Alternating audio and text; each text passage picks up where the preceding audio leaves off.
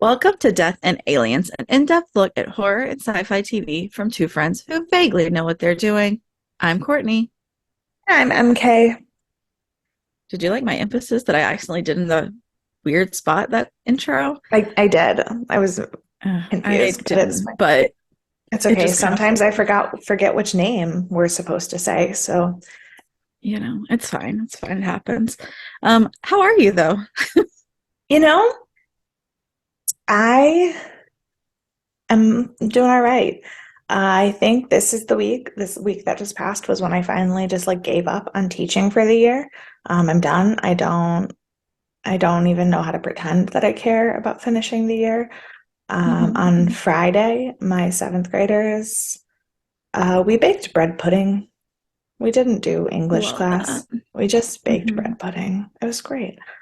Um, to be fair, both Thursday and Friday this past week, it was 91 degrees. Yeah, My I know. school does not have an air conditioner. Mm-mm. Mm-mm. I had my vent, like my air purifying vent, and two fans on, and all four windows open, and I was still sweating. Thursday night, I had promised my sixth grade girls that I would go to their softball game because I have missed all their other games this season. So I sat outside and watched a softball game in 91-degree heat. No, So then Friday morning, we baked bread. I was not, because everyone was like baking bread when it's hot out. I don't see how that makes anything better. I was like, the kitchen has air conditioning. oh, plot So twist. Love it. we made the bread and then we just stayed in the air conditioned part of the building for the next hour and a half. Nice, nice. Yeah, because Oh, I am a great teacher. I was like, June is no you're longer doing. for learning. June is no longer for learning. No, If it's they not. if There's if they no don't know way. it by now, I can't do anything about it. Yeah, I think that's totally fair. I think that's totally I fair. I also found out that Dan's school is done, like even his teaching without students days are done a Luck? solid week and a half before me. His last day is the 13th, and mine's not till the 22nd. That is before this date. This comes out on the 15th. He is Oh done my, before this he's done episode before this comes out. podcast comes out. That is some bullshit. I was like, what are you going to do for 9 whole days where I still have to work and you don't? You're going to be so bored. You're going to have to come Sleep. visit me. Like, yeah, you probably will just, or like, I don't know, catch up on literally anything that he has not done in the last 6 months. But it's Watch a like, TV fine. show. I'm only mad because I don't get to. I understand. I understand. I just came out pretty mad. This doesn't affect me. I'm I still won't even. working. You're like, I still work through the summer. Like, Yeah. I don't have a 3 month vacation. I don't get a summer break and I still came out hot about it. So I don't know. Like it's fine. How are you? Well, aside from being mad at Dan now, I guess I'm okay. But speaking of June not being for learning, I signed up for a class on Coursera um called Who Really Wrote Shakespeare or something like that. I'm only in the first week. So I've been like, and it's pretty fascinating and it's really fun because the teacher in there, you can tell she's real conspiracy into this like Shakespeare. Like she knows who wrote Shakespeare, regardless of who it is. Which is And she funny has because I was say it's that's only really funny to me because I wrote my undergrad my not my actual undergrad thesis because I had to do that mhm, based on that one was about comedy, but my theater history final, like my double semester yeah, huge theater history final was I remember you my telling me about that. research paper. And I am absolutely pro Shakespeare being one person. Yeah. And I feel Well, I'll like, tell you how I feel at the end of the okay, course. I can't wait to find out. But I did all my research 14, 15 years ago. So who Things may knows have what has changed. come. I'll bring you new information. But no, this woman Okay. definitely is like bought in to I like she won't say it because she's like, I'm not giving you my thoughts because we're gonna say, but you can tell. Oh. But speaking of theater, totally wrote the date wrong on last Stargate episode, and last Sunday was the Tonys. So sorry, Mm. should have said that. Watch the Tonys on the 11th, but watch a recap. I'm sure they're gonna have it because it's all streaming. Yeah. Can't wait. But But I also, we haven't watched it yet, so we can't discuss it. right, no, we can't discuss it. I just want to make sure everyone knows it's existing. Yeah. Because they did fight to get on there and not affect the writer's strike at the same time, which was good. Kudos to everyone. They did it. So I did see one more Tony Nom this week because, of course, it's a new week, new Broadway show that I saw. I went and saw Life of Pi. Did So, you love it? yeah. Oh, yes. So I was going to say, I have not read the book.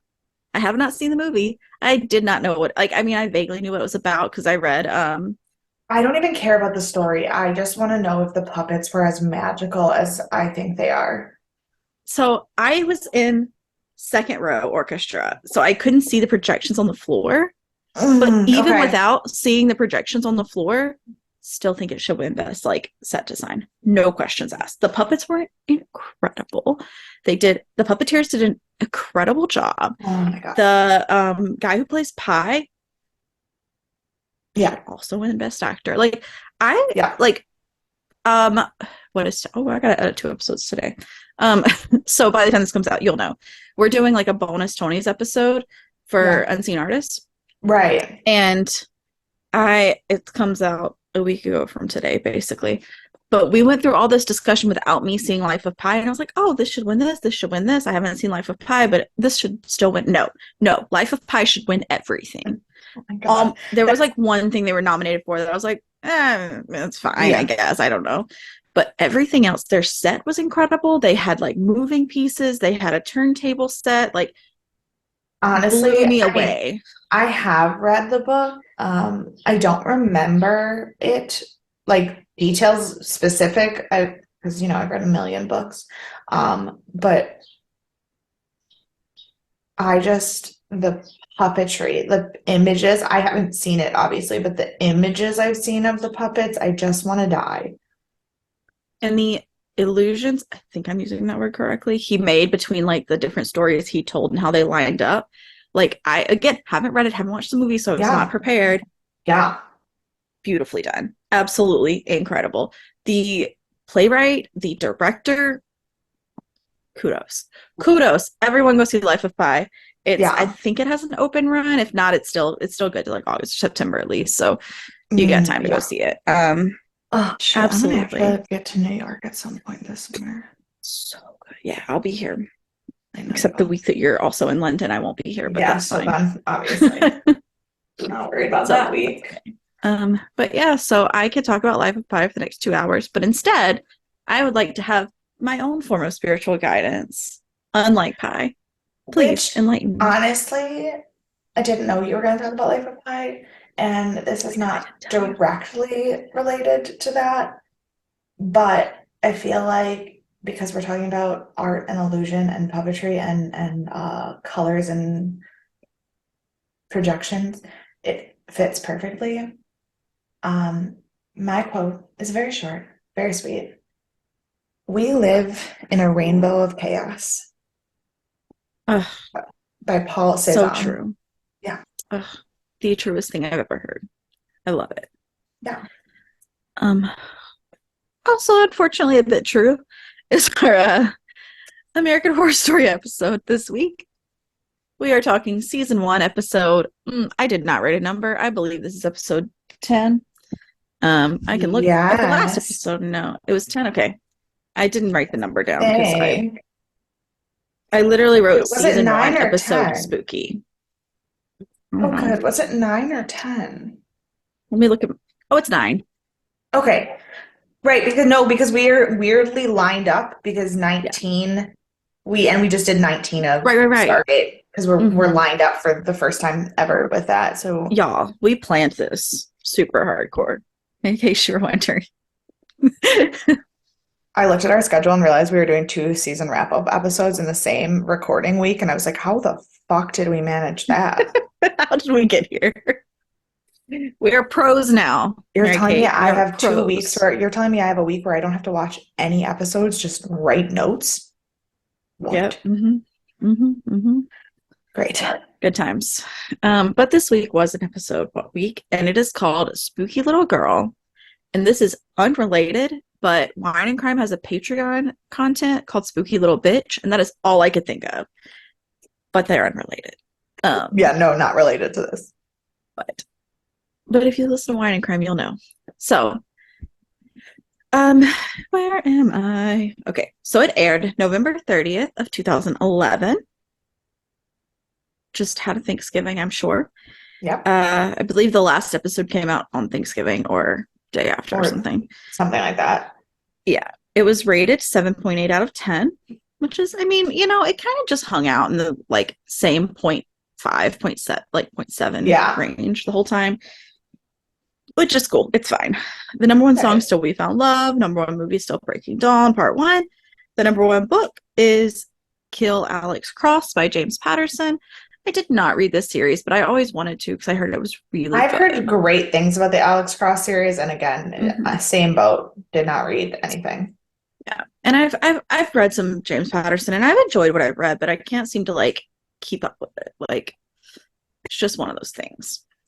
So on this day, there was a mass shooting in Texas because just as a reminder, there were still school shootings in 2011, major ones, and they're still happening today, and they were still happening 10 years before this and 10 years before that. So just want to throw that out there. Mm. Fun, better news. There was a artificial bone. This is only interesting to me, so just hang in there. Okay. There was an artificial like bone scaffold created using a 3D printer, and they realized that by creating this, it helped make a quick replacement for bone tissue for like surgeons and stuff. And so they were able to like create this instead of spending so much time doing it with a more Weird. real bone tissue. They were like able to create their own, which seems very cool. And I do not know how effective that is today because it was 12 years ago, but I would imagine it's still pretty handy. Save some time. Um, and just grabbed a few birthdays. And I only did this specifically because it is not only Ben Stiller's birthday, Kaylee Cuoco's birthday, but it is our love and favorite human most of the time, Mandy Patinkin's birthday. Oh, So yes. love Mandy Patinkin, obviously. If you listen Obviously. to our what was that show? Dead Like Me. Dead like me. Yep. And if you didn't, go back and listen. We talk about how much we love him the entire time. So it'll be in every episode, don't worry. The director is John Scott, who we have not seen before. He is known for Star Trek Discovery, American Horror Story, Suits, You. Those are the things people know him from. I will never not mention the show when it is included. The Catch is the show that came out ages ago, and I still cannot remember the leads' names. I do this every time I mention it. I've definitely talked about it on another episode, and I also think it has the most genius um, title soundtrack. It's where I learned the song Strange Enough by Verite, and it is one of my favorite songs of all time, and it is the best title track. So it was only one season, it got canceled, and it was a tragedy, but you should all go watch it anyways because it was really good. Fantastic. So our writers were Brad Falchuk, Brian Murphy, and Jennifer Salt. Jennifer Salt has also like co-produced some episodes, and she's also co-written on other episodes. We've talked about her. Our editor is Adam Penn, and we talked about him on the Piggy episode because he was editor on that one. All right. Because we have not already, today I'll be talking about Matt Ross, who plays Dr. Charles Montgomery. In case you haven't noticed, I am just picking them out in order of billing on that episode. So like I go That's down what the I line. that's what I do. I go to the highest billed person I haven't already talked about. Right. So it's Charles Montgomery, and he is known for Captain Fantastic, American Psycho. He played Lewis Carruthers, which we just Oh. talked about. Um, The Aviator, and Face Off.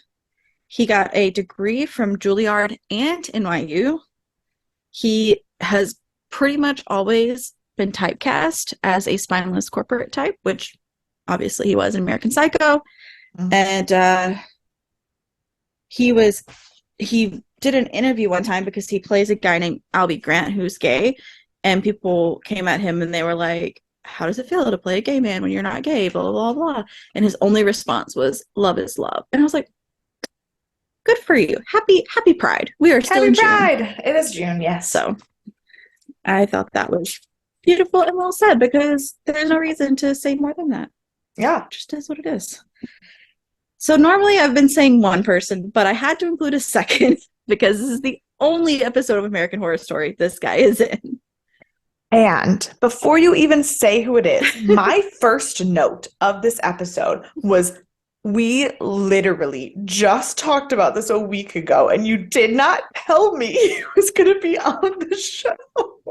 I didn't realize because I'd completely forgotten, because he plays kind of a small part in this Yeah, and he's no, for sure. the only American Horror Story episode he's in, the only one, and so I completely forgot that he was in this episode at all.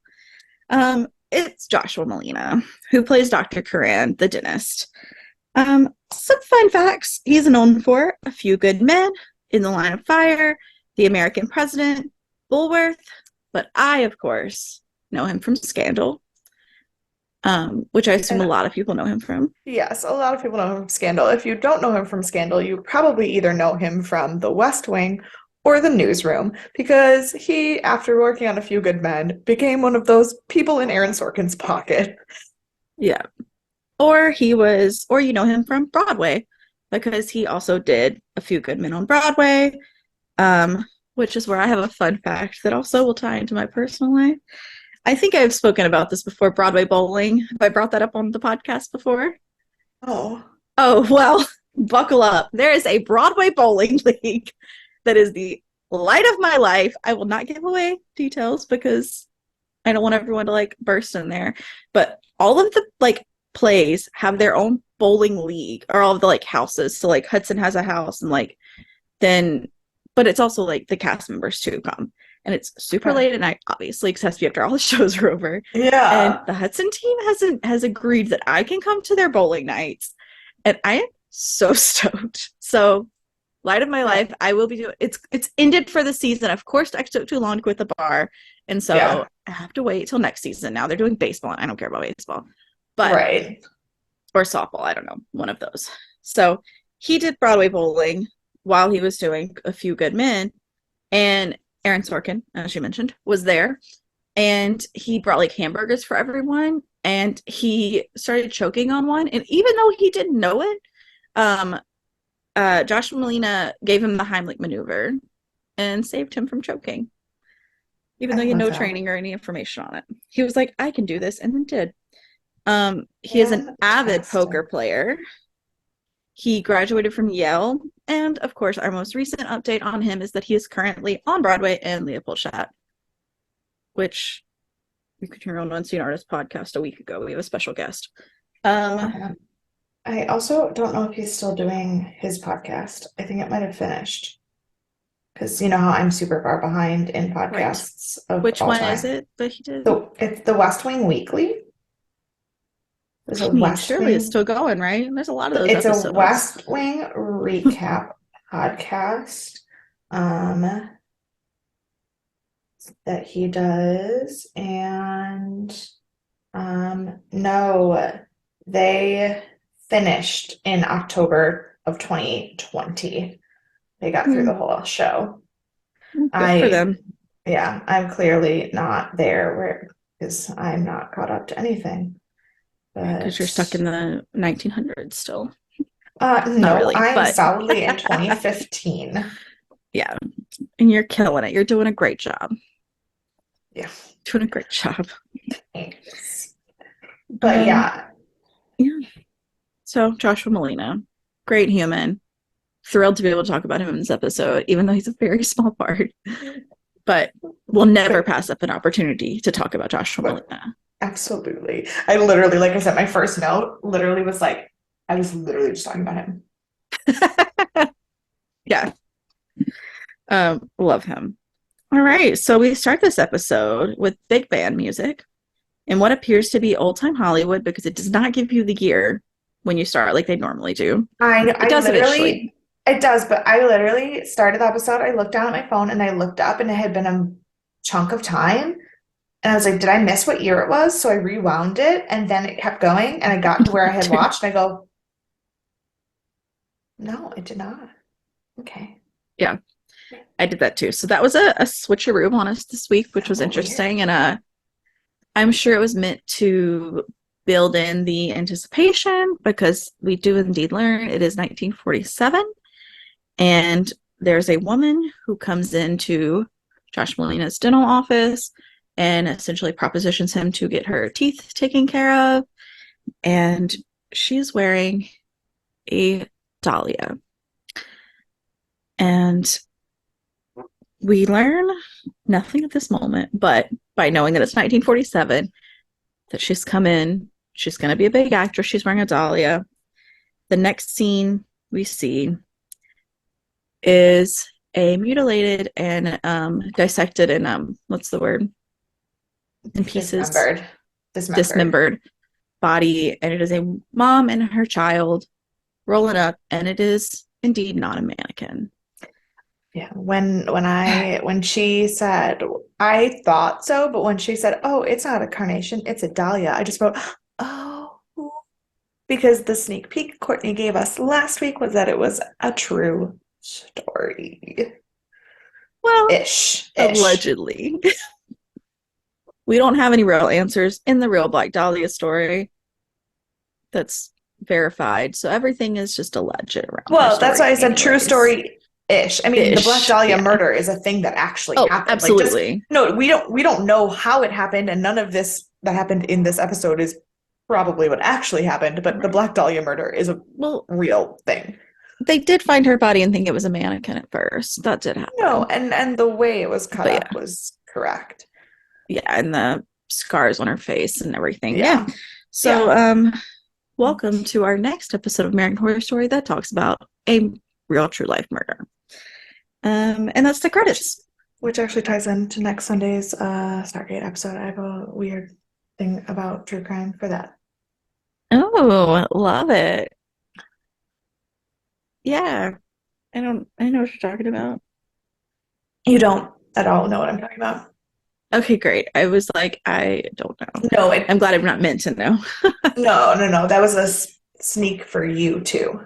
Got it, got it. Excellent. Well, now we've made it to present day, and Ben goes into the room where Moira is making up the bed, and he's like, Violet's locked away in her room. I think she should eat something. You should make her a sandwich. And then she asks him for help with the bed, and of course, starts talking about fantasies and propositioning him again, as she does. Mhm.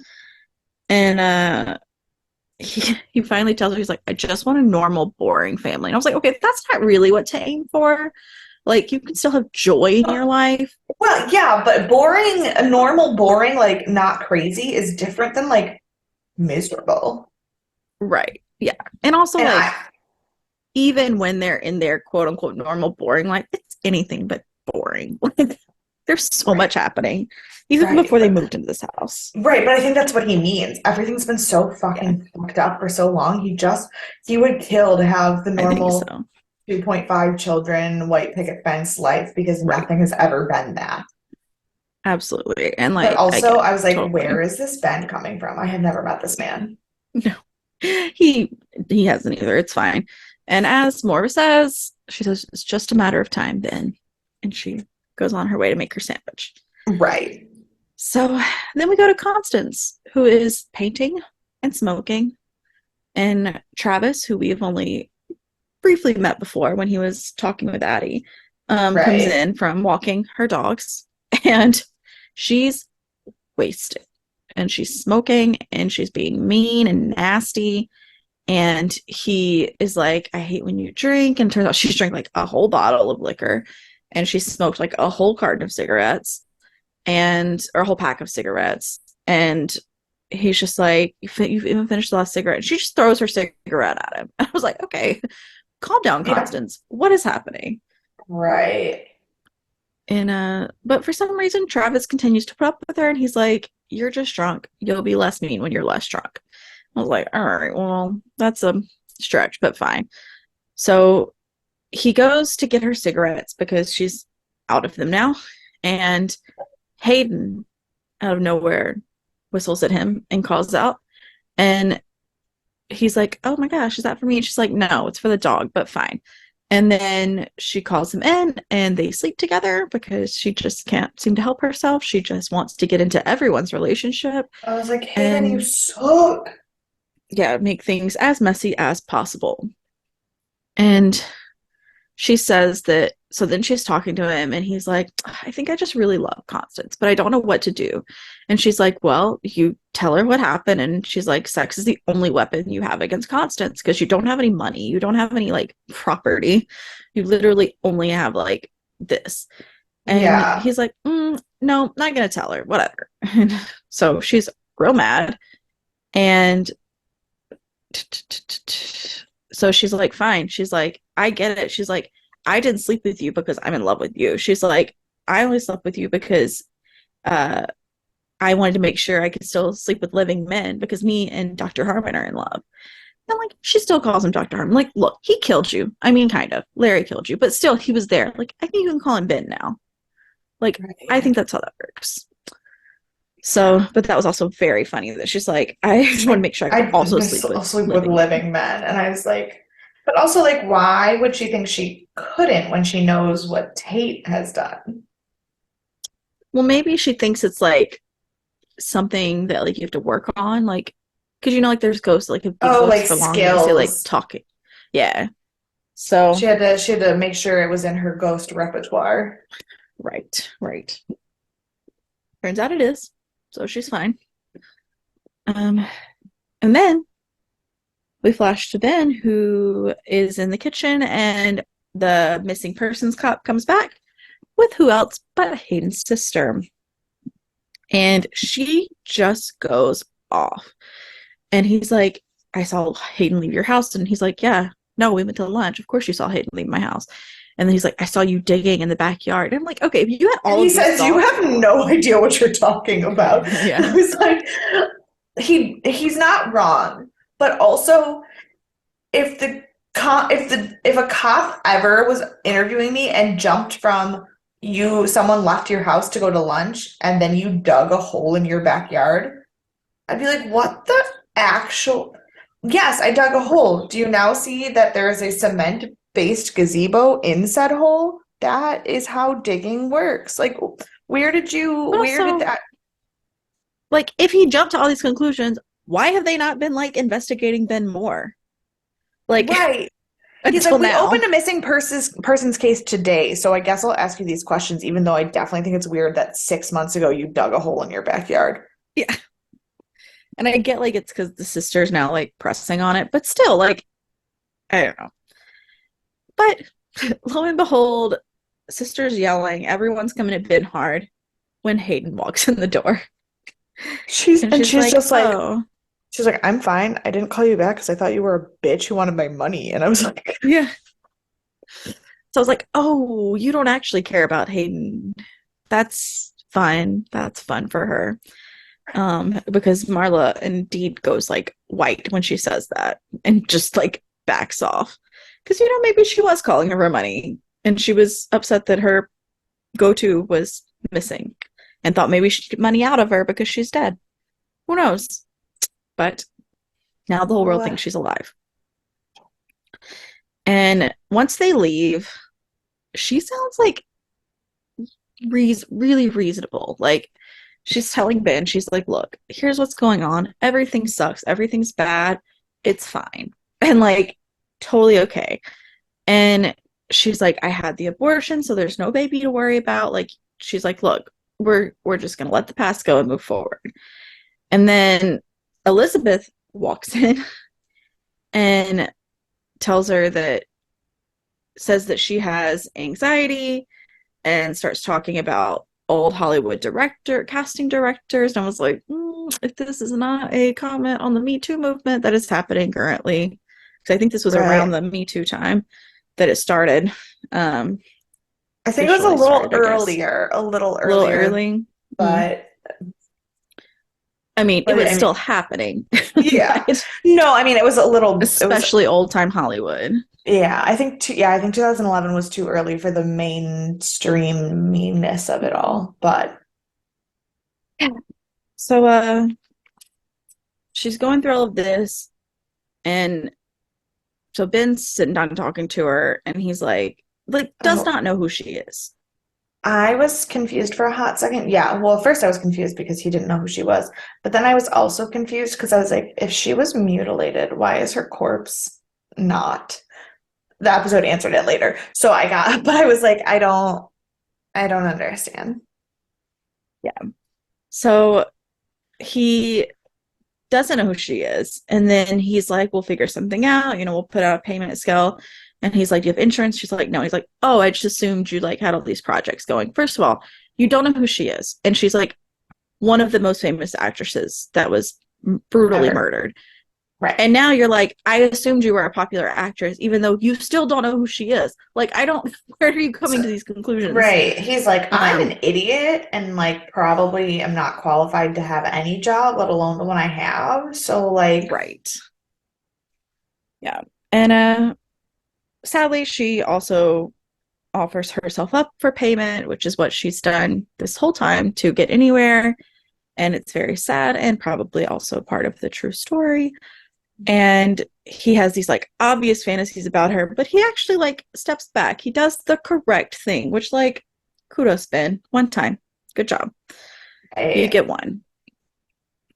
And then he gets the call from the doctor. And she's like, here's the situation. She's like, I'm normally not feeling like I should call the father in this situation, but your wife is in a psych ward. And there's not really anyone else to call. and you are her healthcare proxy, so I Oh, legally have to tell you this. yeah. And she's like, there are two babies, and they each have different fathers. They're And still she's like, twins, which is the right. most, she was like, it's a very, very rare medical condition, Mm-hmm. where, and it does not happen almost ever, but it's the same egg that fertilized and split, but they have two different fathers. Yeah. So that's cool. I mean, we know one's Ben's, one Rubber Man. We did not know until now that they were not from the same father. Because at least up until this point when I was I just watching thought that it, I just assumed they were both Tates. yes, me too. Me too. Um, but yeah, they are not. Turns out they are one of each. So next up, Constance drops by because we can never get enough Constance. And she is like yelling, and Moira's like cleaning and whatnot, and she's like saying she wants to talk to Violet because she knows that she's sleeping with Travis. And Moira's like, she absolutely not would not slum that low. Like she's not She gonna sleep literally, with she Travis. goes, her taste in men is questionable, but it's not Not that that bad. bad. And turns out that Moira Which was both a dig at Constance's sex life and her and parenting. her child, yeah, absolutely. And then we learned that this whole time Moira has known that both babies came from different fathers because she tells her about Tate being the father of at least one of the children. And Does she know because she overheard the phone call, or does she know because she just has always known? I think she's I always known. I think she always knows what's going on in this house. I just assumed that she had overheard the phone Mm. call or talked to Ben. I don't think Ben would have told her I don't because think Ben would have told her either, they're but shady. And I could see her overhearing the phone call, but I think she's just like the one that always kind of knows what's happening in the house because she's always there. Like, I mean, Ben referenced it see, later that she I always think knows. she just would have said something to Constance earlier if she knew before. I think she may have been waiting to play her card because she's also very like, Manipulative. yeah. So then she goes to talk to Tate, and she's like coming at him hard, and he's like, he's kind of turning into like a child again. And it's like really kind of heartbreaking. And he's just Yeah. like, just don't tell Violet. Just don't tell Violet. And I was like, why'd you do it if you didn't want Violet to know? Like, this is on you, He did it dude. But like, before.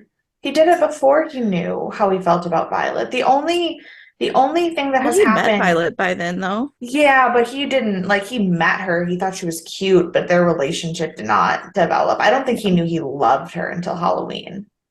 I mean, you still shouldn't do it even if you're not in love with someone else, but fine.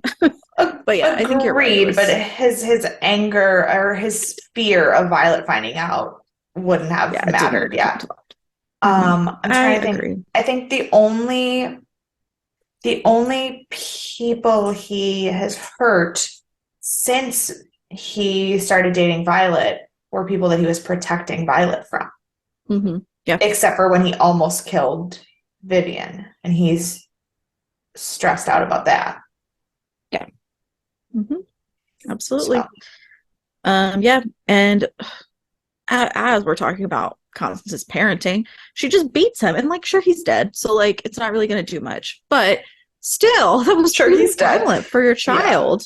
Yeah. Um, and so then we go back to Ben, who walks in on Moira and Elizabeth, and he kicks them both out. And Elizabeth is distraught, and she's like, "You said this would work. You said that it was gonna like it. This would work for him. We would get what we needed from him." And I was like, "Of course, it was Moira's idea. Like, she is really pushing hard now that Viv is gone." Yeah.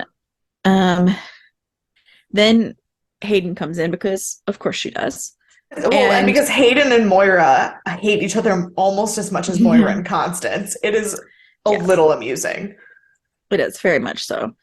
And so she comes in and Moira leaves. She sits down with Elizabeth, and we learn that Elizabeth doesn't know who she is, which is like, could you imagine if you were dead and someone told you who you are and this is who you are? Like, Yeah, but then her reaction is, so I even did get sadder. famous. I That's know. so Yeah.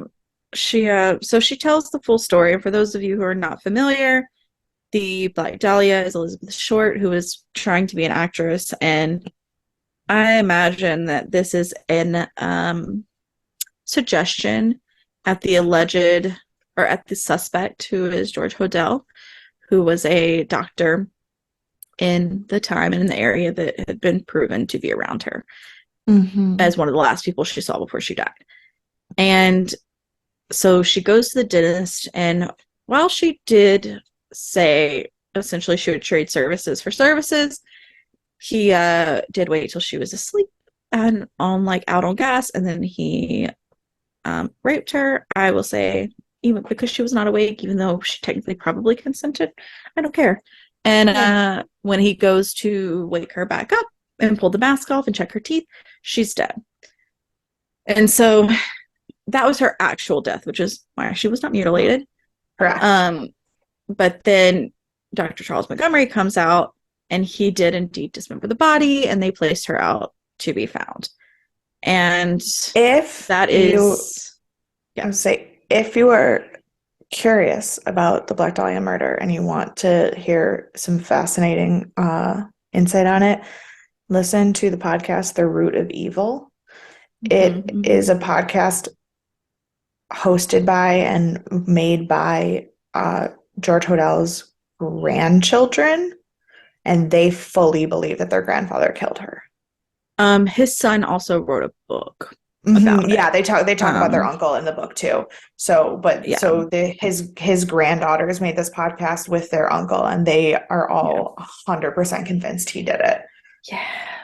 So he's dead and can't be held for libel now. But I will say that he was only ever suspected, never convicted. Yes, no, he And was never convicted of yeah, anything, and everything is alleged, but I think that their argument and the proof that they have about the kind of person their grandfather was is pretty convincing. pretty damning for sure. And Even if after we he hear the didn't, even story, if he didn't kill her, he was not a good person. oh no, he like abused his children as well, and like his And daughter and yeah, specifically. I was like, And and was the father of his grandchild also. yep, So yep. yeah, So he is not great. no, Anyways, he sucks already, and we know that for a fact. But right. after we hear the story, very succinct story of the Black Dahlia, we come back and this is where she says, I really did become somebody. And that is so heartbreaking. Like she did So become sad. somebody, but it was like you became like this infamous murder victim, which is like what's Right. more heartbreaking than that? Like, and like it's not like it got solved, so it's not like your case even like pushed forward anything, like, oh No, God. it's not like it changed laws for certain Yeah. things or helped with evidence or like helped with forensic DNA or helped with a certain kind of like court case or anything or like caught a serial killer. You just died and were An all over the horrific. newspapers and then never did Mhm. anything else. Right. Like if I'm gonna die from a horrible murder, I would hope that my murder would be the one that caught the guy or gave you the evidence you needed to catch him and help Or move things forward. right, or that my murder was the one that changed the way a court processed murder Yep. cases or did something. But had an effect that protected someone else. Yeah. Yeah. Also, though, I do not want to be murdered. Oh, no, no, Please do no. not murder me. That's not what we But were encouraging at all. yeah, no, please do not murder me or anyone else. Don't murder people. It's bad. Murder is not the ideal way to solve your problems. No, no, absolutely not. Um, so then we go to visit Viv, and he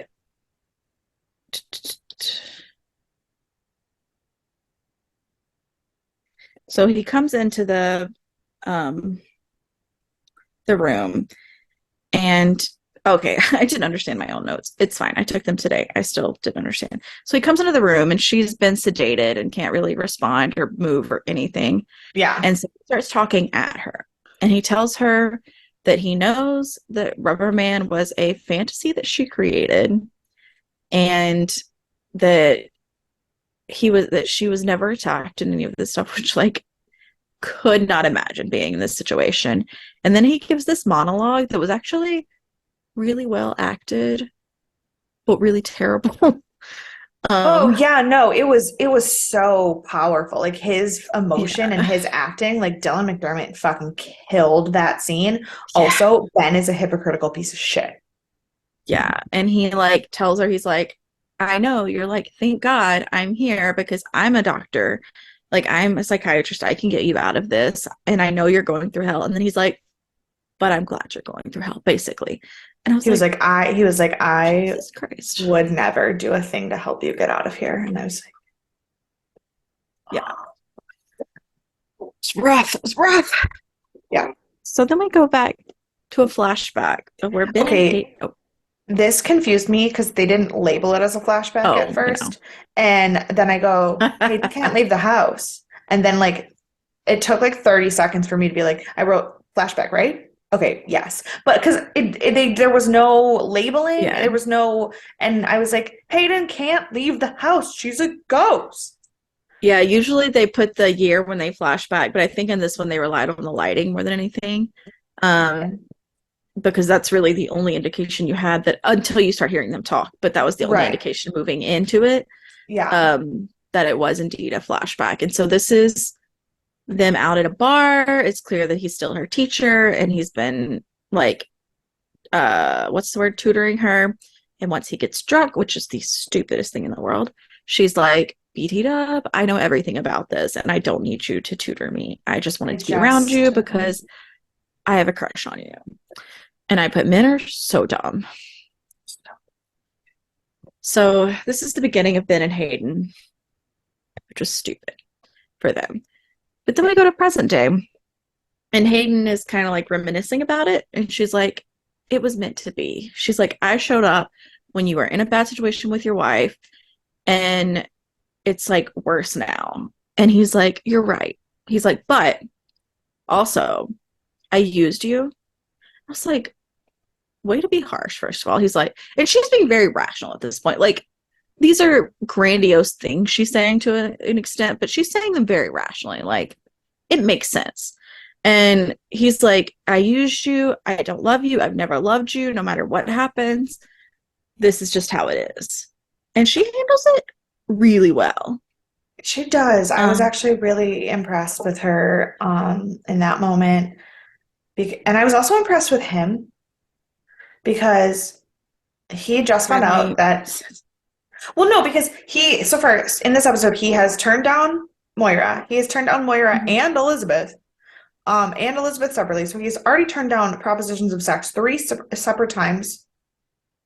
And he is angry at Viv and has every right to want to. They're already separated. She asked for a divorce. He Yep, doesn't have to be loyal to her. sure. But instead of using the situation to get what he would want to get his emotions out with Hayden, he just looks at her and tells her to her face, I don't love you. I hurt you and I'm sorry, but I don't love you and we're never going to be together. And I need you for your own sake to walk away from this. Right. And while it seems And like this is a very healthy interaction, this should have happened 2 years ago. Like, oh no, absolutely, absolutely. It should have. I'm not commending his timing, but I am sure, commending the interaction itself because I absolutely. know way too many people who have been in either one of the three people in that relationship where this conversation never happened. Hmm. I think that's usually the majority of how this type of situation Mhm. goes.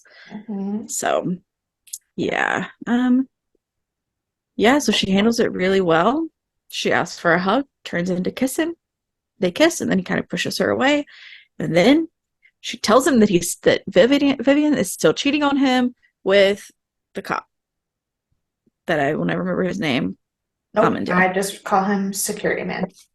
I call him Amandil. So that's fine.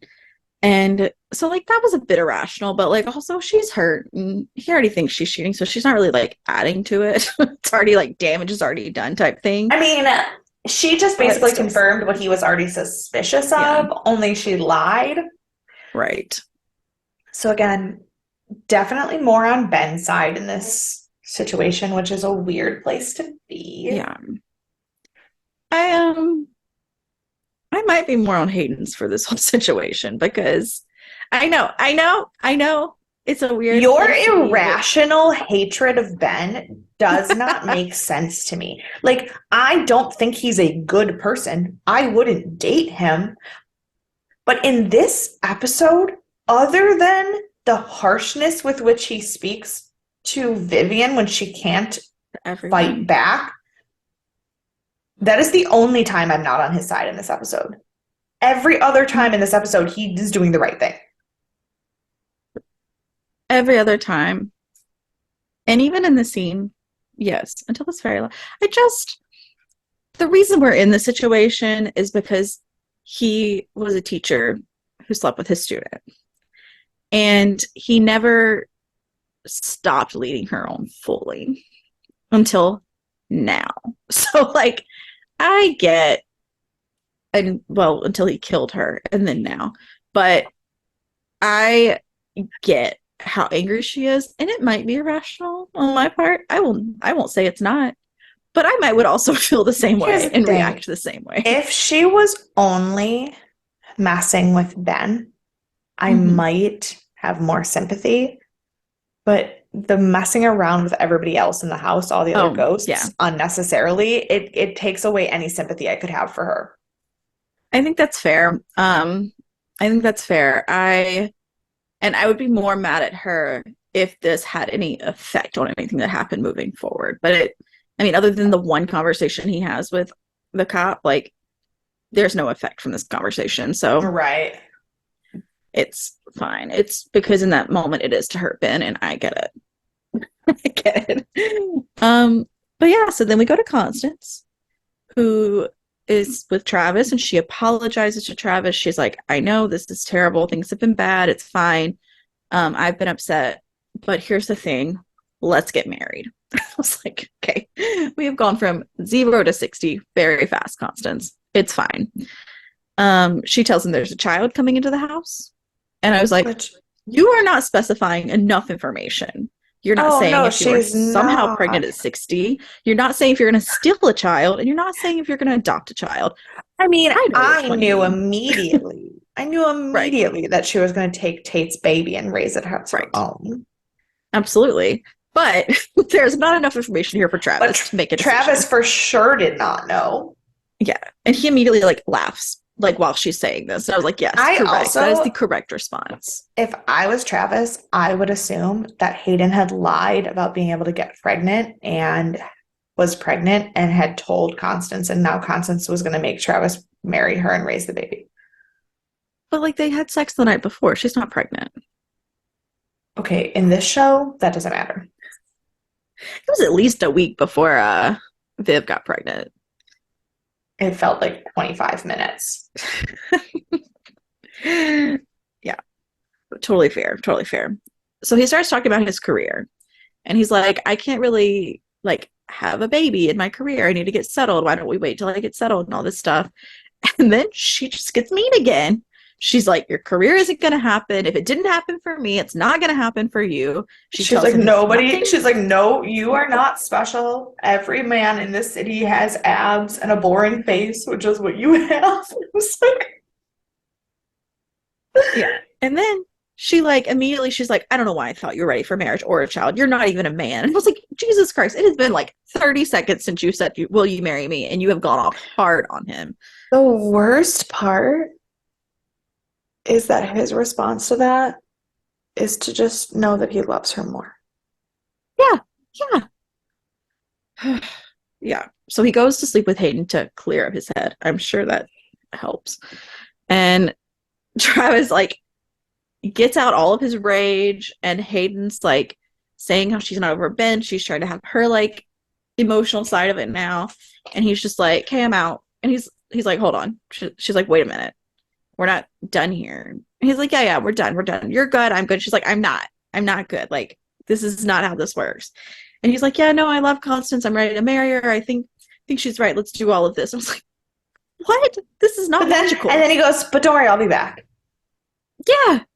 So you're telling me you do love her, you do want to marry her, but also you want to get your rocks off with me when she pisses you off, which is exactly what the last relationship I was in that I've been bitching to you about was. That's not going to fly for me. It doesn't matter that I'm dead. Not how I want to live my life. Right. Absolutely. And so he's being like a super jerk. And she's like, can I have a hug? Never good with Hayden, it seems. And Yeah, no. she kills him. I was like, well, all right. Well, now he's trapped in this house forever. I just wrote, God damn it, Hayden. I know. And then after she kills him, Elizabeth shows up too. So you now have Hayden, Travis, Elizabeth, and then Charles Montgomery shows up. And it's like this whole situation. And she's like, it's fine. I have someone who owes me a favor. I was like, oh God, what's gonna happen here? Fucking hell, So Larry. we follow to a scene where some guys are playing ball, and he is found in the same way as the Black Dahlia was, and we get a quick flash behind his body, and it's Larry standing back there, who has obviously been the one to drop him off. After, of course, Charles Montgomery mutilated his body. Yeah. So we go back to the hospital, and who else but Constance stops by. And she is like, how are you? How are the babies? And Viv's like, they're going hella fast. She's like, I don't know if you know, this is ridiculous. And Constance is like, yeah, no, what happens? She's like, and she like offers to help with the babies because she's like, I know you're a single mom. I'm a single mom. Like, I get it. Let's do this. Let's be friends. And Viv's like, can you please leave? But and Constance's like, sure, nope, totally get it. I'm out. And Vivian's like, but also before you leave. She's like, I need you to know that I was raped and that all of these things happened and I was attacked, but I can't say that here. They won't let me out. She's like, I need someone to know this happened. And Constance's like, yeah, sure thing. Constance is like, absolutely, I'm on your side. I'm going to go get a pastry for Vi. I have got this. Yeah. I was like, all right, we are having a teamwork of a strange set, but fine. So we go back to Ben, who, instead of calling the cop or doing anything normal, he sets off the alarm, so he shows up. And he's like, you know, you could have just called me. Like Yeah. he didn't have to set off an alarm. And he's like, no. And he kind of goes hard at him. He's like, I know you've been sleeping with my wife. Whenever you met her, I don't know when that was, but whenever you met her, you slept with her because the other baby's yours. He And was like, you pretended to be a security guard so that you have an excuse to come into our house. That is he's like, don't get it wrong. You're not staying around this baby. We're going to raise this baby. But I want you to know I know. And he's like, okay, here's the thing. If it were my child, I would be here. He's like, you would not be able to keep me away, but good try. Also, definitely not my child. Did not know your wife then. And I am indeed a security guard. Yeah. So He's like, he's but like, also, do you deserve to have your wife cheat on you after the bullshit you've done? right. Yes. And he's like, so whatever she did, fine. Not my problem, not my fault. And he's like, after all of this, maybe she is safer in the psych ward than with you. And I'm like, I mean, because she's out of the house, maybe, but otherwise, like, Right. because like Ben's not a threat. Like he's No, not he's an gonna idiot. hurt anyone. He's an He's just idiot. dumb, right? Um. So he goes over and he's looking at the rubber man mask when Moira comes up to seduce him yet again, and he's asking about it, and she's like, "I have no idea. What do you mean?" And he's like, this just keeps coming up. I don't know what's going on." And he was like, and he said, And you're always in this house and you see everything. Tell me what's going on. yeah, and then lo and behold, he starts believing Vivian, and he's like, "Oh my god, she was attacked." Like, okay, it took an entire psych ward, like, to get you there, but He's fine. like, I We're here now. I've made a huge mistake.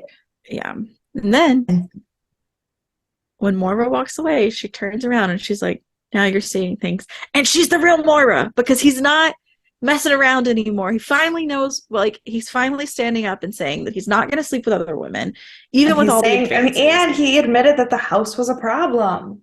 Yes, he admitted the house was a problem. He admitted he believed Viv. He admitted that he was wrong. Like, he came to all these revelations for himself. And when she turned around as old Moira, I was like, fuck yes. I was like, when it was happening, I was like, I'm pretty sure this is the scene. I'm pretty sure this is the one. And then it happened. I was like, yes, good job. And then we get our next guest star, Billie Dean's back. And I just love her. She's insane. I love her. So she comes to Constance's and she's talking about her pilot that she's going to have for her new show because of her mediumness and whatnot. And Constance, she's like, I'm feeling all these things about a baby. She's like, is there a menopause baby? And Constance is like, absolutely not.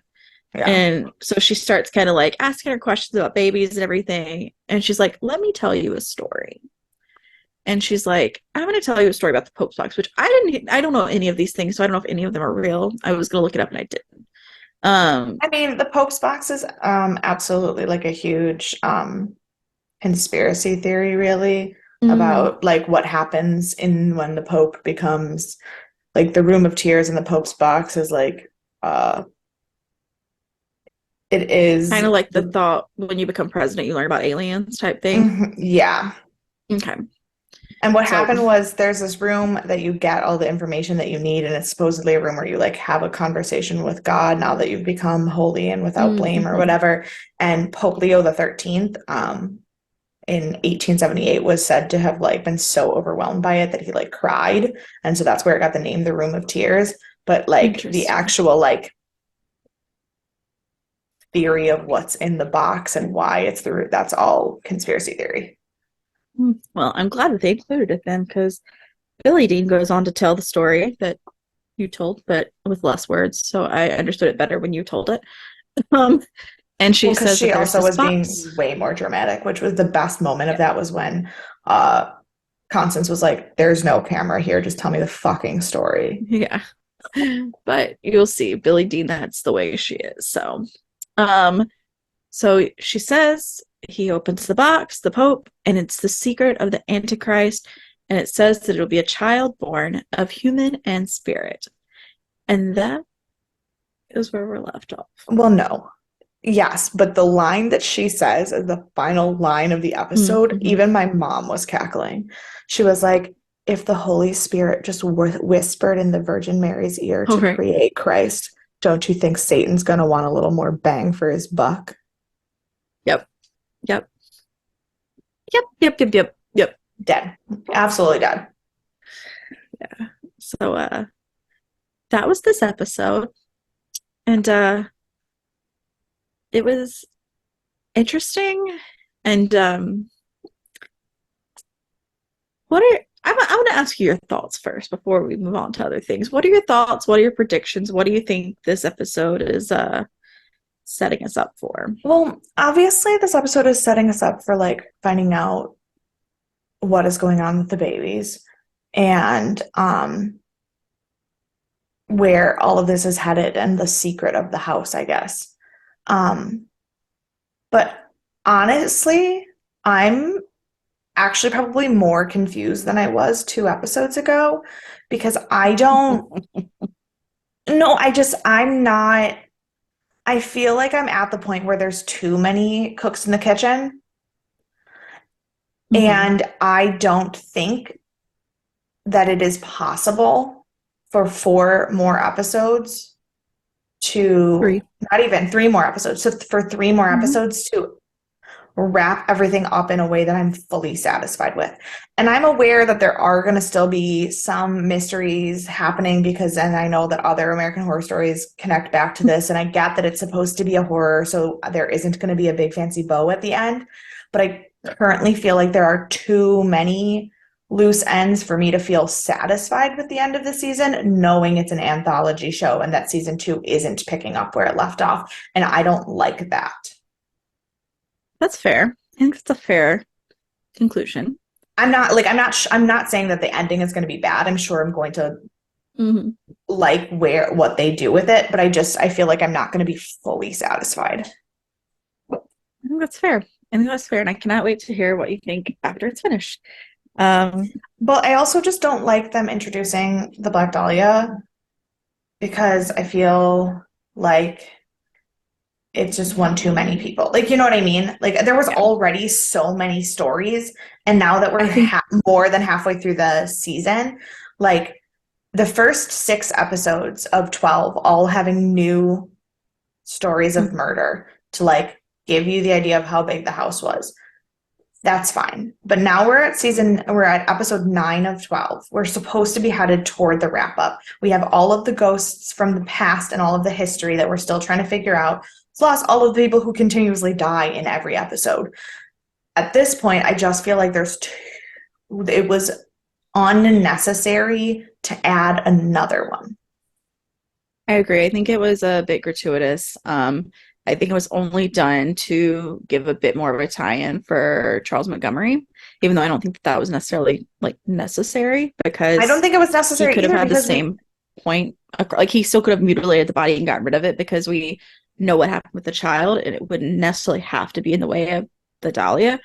I think it was definitely gratuitous and meant to just like be like, here's another thing that people know about. Here, come watch this yeah, episode. that's what it felt Yeah. more like the Black Dahlia is really popular right now. Let's make sure that she's Yep. in the show. And I think that we already have enough questions about Charles Montgomery and already know he's fucked up enough stuff to not necessarily need him to Need that. keep doing that. So I liked there being a way to get rid of Travis, even though I don't think that that was even really necessary. Yep.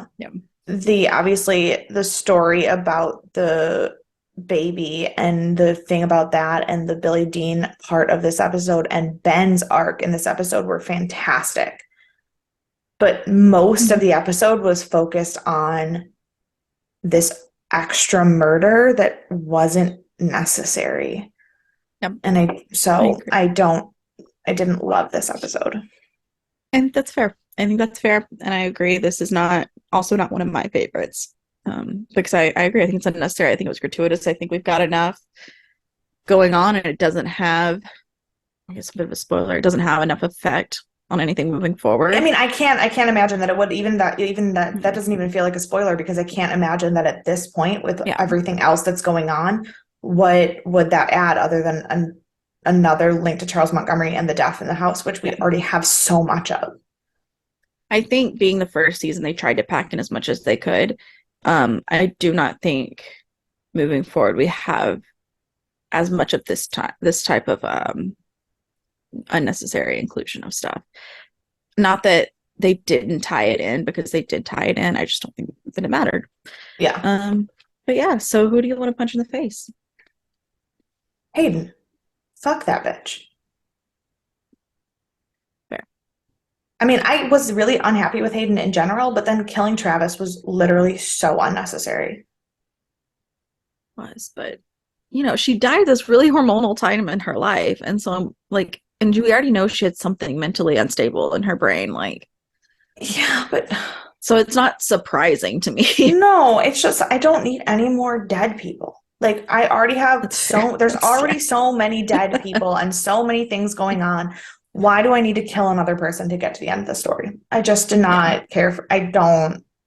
And also Yep. like the last thing I would ever want to do is fucking piss Constance off. What's the matter? She's dead.